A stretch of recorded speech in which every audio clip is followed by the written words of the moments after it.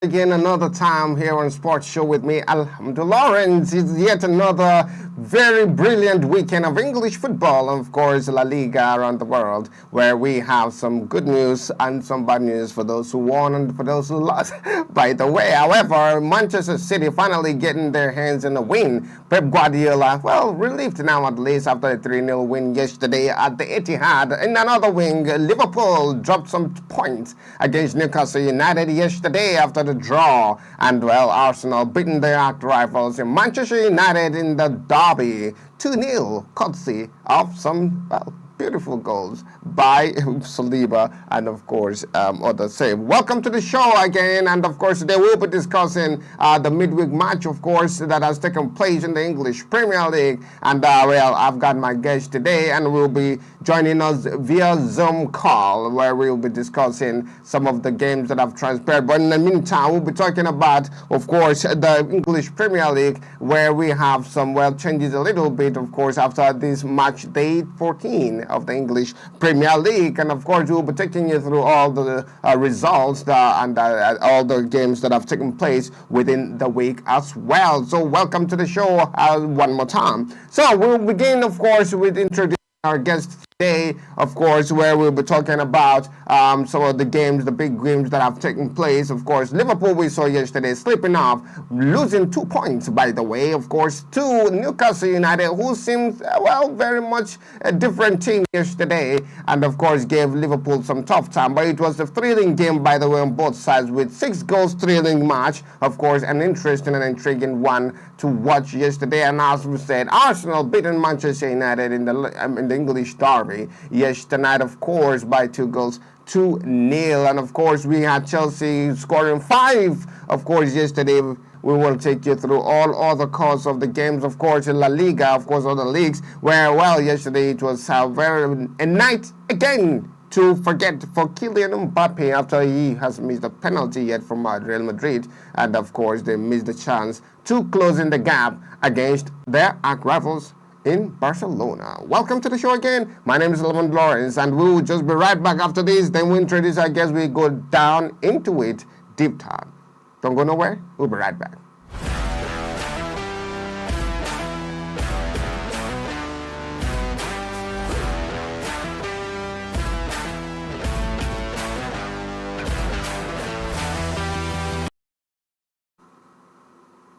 Welcome right back. And of course, we'll be introducing our guest today, where we'll be analyzing some of the matches that have taken place, of course. And he's joining us via Zoom, where we will be discussing some of the matches today with him. And his name is Abel. Abel, hi, good morning, and welcome to the show. Good morning to you, Mr. Lawrence. So good to have you today. Thank you very much. All right, so let's begin our discussion today in the English Premier League. Of course, there have been some matches being played yesterday midweek, where we saw some some clubs, some teams losing and some teams winning, and of course some teams draw. So we'll start with Manchester United Arsenal. Arsenal beating Manchester United yesterday, a little bit closer to Liverpool and sharing points with Chelsea. What do you make of that game yesterday? Good morning to you all. I think my prophecy is becoming real. Because the last time we talked about this match, I told you about Manchester United, and I discussed likewise about Arsenal. Manchester United are having a new coach right now, and the shape of the team is not that sometimes before you make things right, which I told you the last time we communicate. And for Arsenal has already got to their right track. They're already moving forward. You can see their last 5 matches so far. It's not that bad. I think it's a win-win of the thing. So I expected that match. Even when you asked me about the match the last time we discussed, I told you vividly it will be an easy win for me. I see it will be an easy win for Arsenal. And I think that was what happened yesterday. So I think Arsenal already in shape. Manchester is a bit struggling team, and that was what happened yesterday. And Arsenal got an easy win. The match was not that difficult for Arsenal, and they got an easy win. I think, for Manchester United, they have to give their new coach Amorim a little time so that he will make things and hopefully bring back their glory days back. Okay, well, we've seen another revamp, of course, of the champions, Manchester City, who in 6 games couldn't get 3 points, 5 games straight on the loss, and of course a draw in the last game, and a draw, and of course a lose in their last game against Liverpool. Well, finally, they got themselves a win yesterday. What does that win mean to Manchester City in general?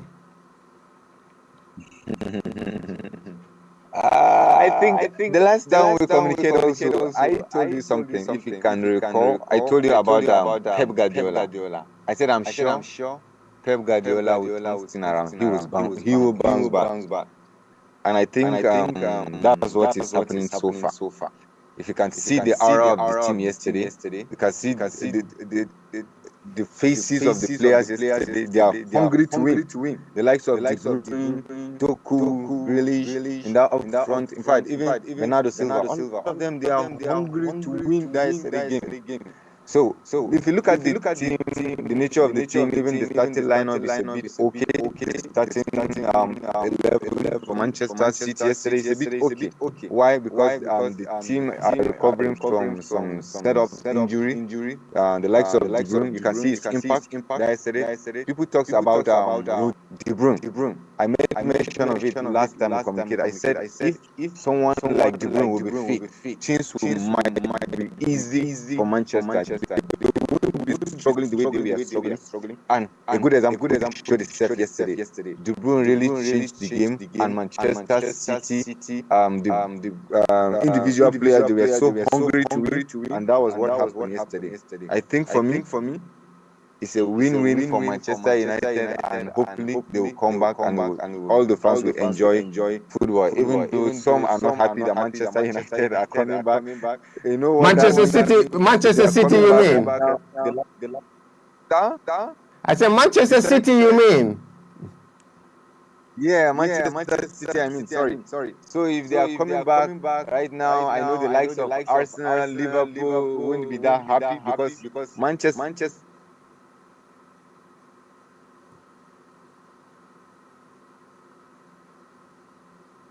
Okay, I think we lost him there, but we'll be able to bring him back, hopefully, and of course, delve in soon with our discussions. Yes, so we're going to try and bring... Okay, yeah, he's back now. Sorry, we apologize for the break in transmission. Yeah, you can go ahead. Yeah. So, in conclusion, Manchester in yesterday's game, and hopefully they will continue to keep the winning up, and fans will enjoy their game. All right. Well, we've seen, of course, another team that is trying to be consistent a little bit somehow, because in their last games they have tried to, record some win. I'm talking about Chelsea, Maresca's Chelsea, who is proven to, have putting Chelsea, in a somehow good shape, some few games based on that judgment. What do you make of Chelsea team? Are they a threat? They're now sitting second in the English Premier League table, just 7 points behind Liverpool, sharing the same point with their North London rivals Arsenal, by the way. So what do you make of the Chelsea team right now? Are they really taking a good shape? And are they going to be a threat to all the other top teams? Of course, we know that. Are they back? Is Chelsea back now, or should we still give them a little bit time somehow?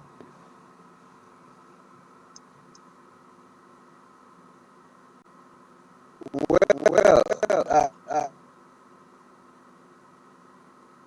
apologize to Chelsea manager, which is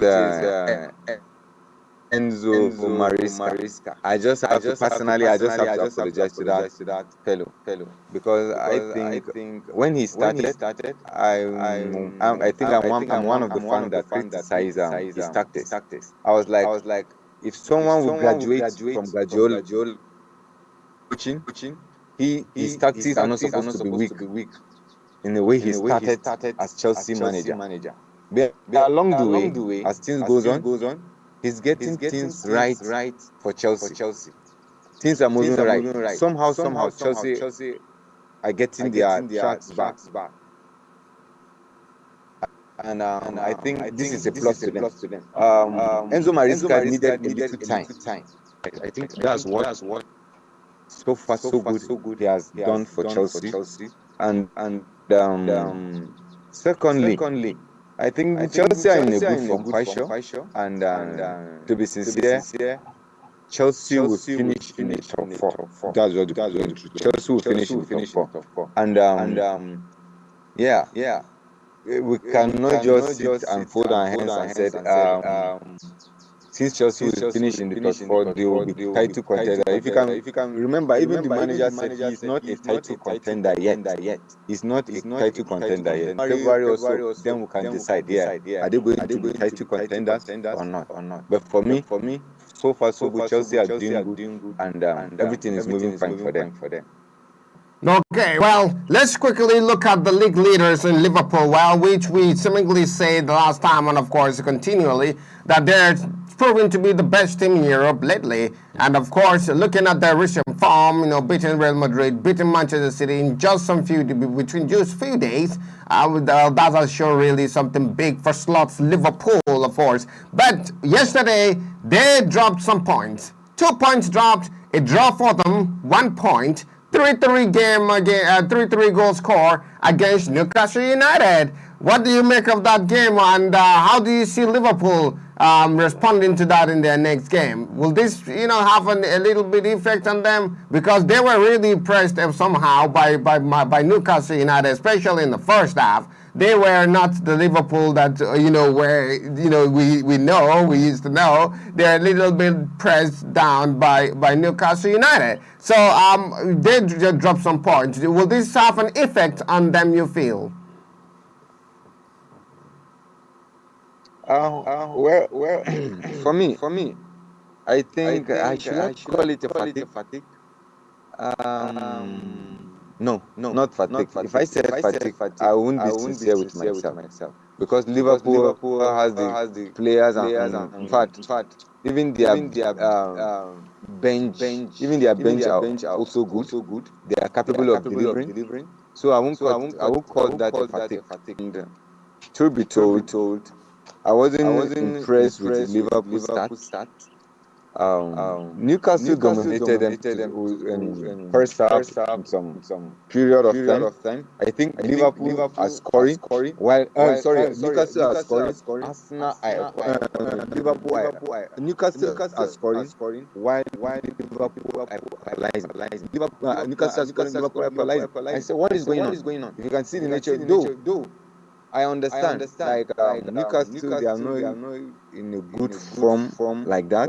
They have been fluctuating here and there. Today's win, tomorrow lose, next tomorrow is a draw. But they knew, this is a match, and we needed this match. We really needed this match, and we just have to put everything we have to make everything right. They came with them hungry, like they want to win this match. So for Liverpool, I think this in football are going to happen. When you expect a team to win at an East, when they are at their form, you see things are backsliding to some extent. But I know, just like in the case of Barcelona, what they did in their last 3 or 2 matches. But I know Liverpool are in a very good shape right now. And you ask me of what do I see in their next game, Premier League. Their next game is a sure win for me. If you ask me, it's a sure win for me because they are in the right track psychologically. They are fine. In fact, the thinking faculty of all the players based on how it is. In fact, if you see the dressing room, everybody is just okay. So these are things that are born to happen in football.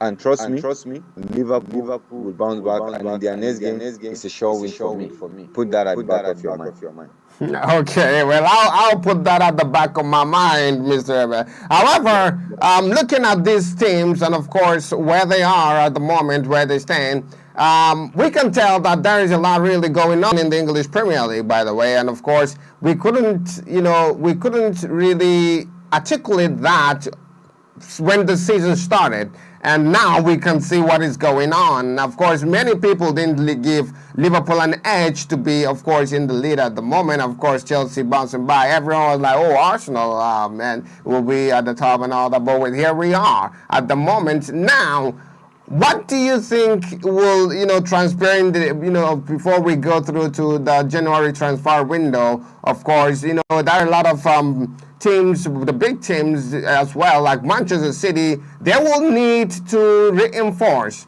their team, of course, especially in their midfield. They're having a lot of midfield crises and all that.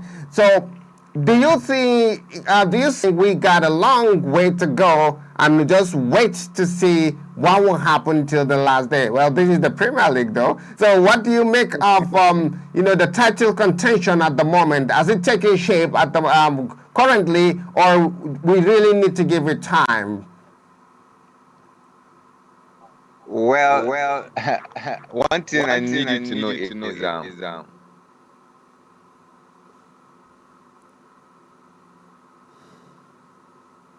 one of the league in the world. If not the difficult league, then permit me to say one of the most difficult league in the world.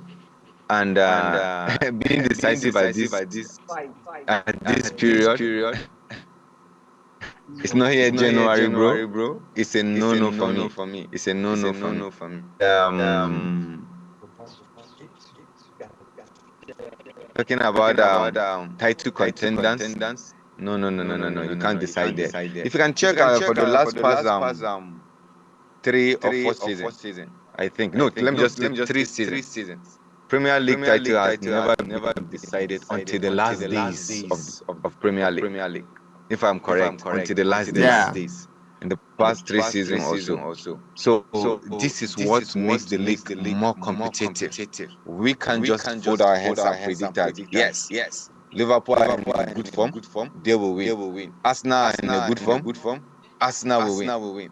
Chelsea are in a good form. Chelsea will win. Manchester City, they happens to be struggling. You say they will not win. At the end, Manchester City can shock you and still make another 7th trophy.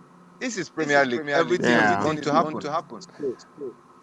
For me, if you ask me in terms of being decisive, I will still say it's a no for me. Let me just say for now, I can predict. And if I'm going to predict on this Premier League title contender, permit me to say in the next 2 or 3 games to go in the Premier League because I love the way the league is. Everything about the league, the aura of the league is just a plus. I love it. So you can't just decide on Premier League. And let me just say 3 to 2 years ago experience is enough for us to decide on this. That's just the plain truth. Okay, well, you just make your mind on that, and of course, as you said, it is the English Premier League, of course, and we need to treat it as the English Premier League.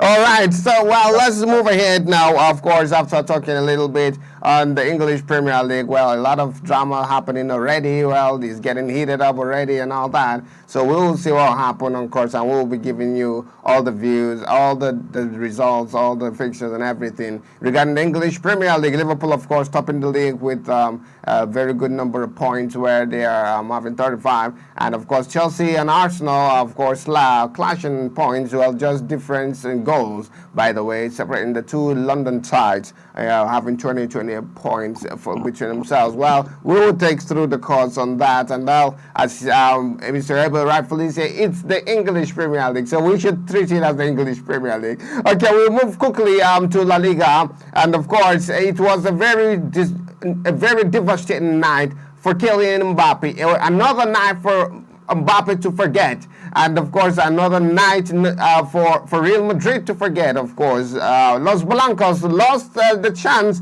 to go close to Barcelona. I believe Barcelona fans were very happy with the results yesterday. But I want to ask your view on that, Mr. Abel. What do you make of that lose against Athletic Bilbao yesterday for Real Madrid?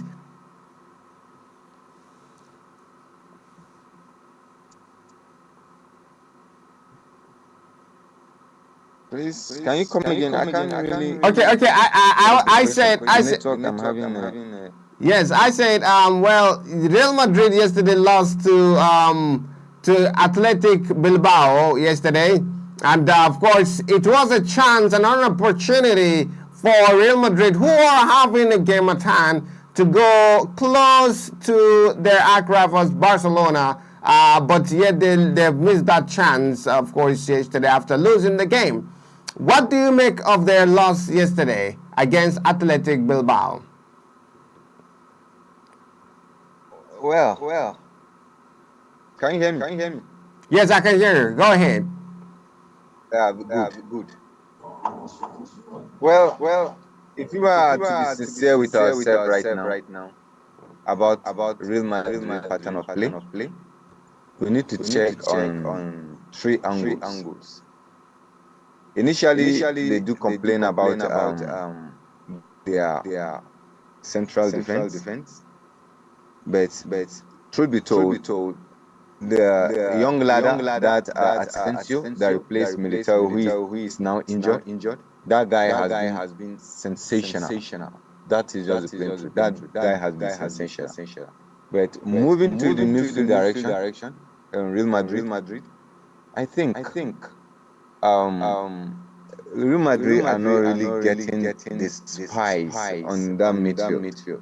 Why I'm saying this is because ever since Toni Kroos left that role, Real Madrid has not gotten a very good decisive midfielder, or should I say a creative midfielder that will change things around for them.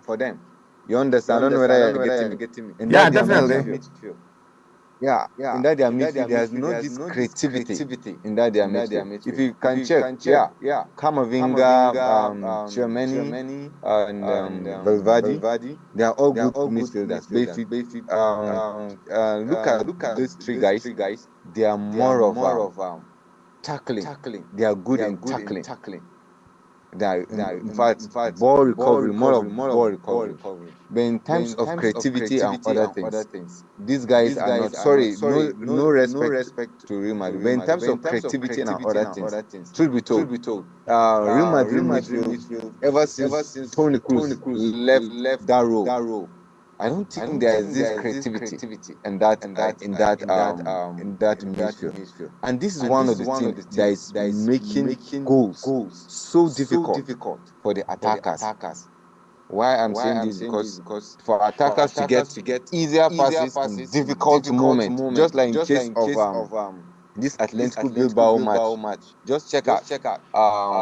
They're having so difficult moment.